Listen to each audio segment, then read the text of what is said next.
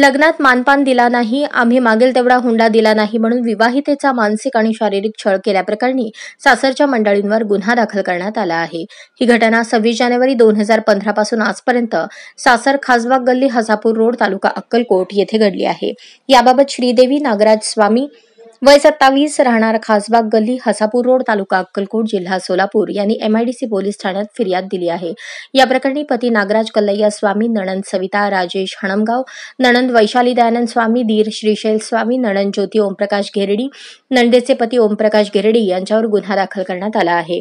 पोलिसांनी दिलेल्या माहितीनुसार पीडित विवाहिता श्रीदेवी स्वामीला लग्नानंतर 5 ते 6 महिन्यानंतरच आरोपी नागराज स्वामी त्याचे नातेवाईकांनी तुझ्या आईने आमच्या मनाप्रमाणे हुंडा दिला नाही, लग्नात मानपान दिला नाही, पती नागराज याला सोडून दे नाही तर तुला अशा प्रकारे त्रास देणार, व्यवस्थित नांदवणार नाही असे म्हणून जाचहाट करून मानसिक शारीरिक त्रास दिला, शिवीगाळ व मारहाण करून घरातून हाकलून दिले.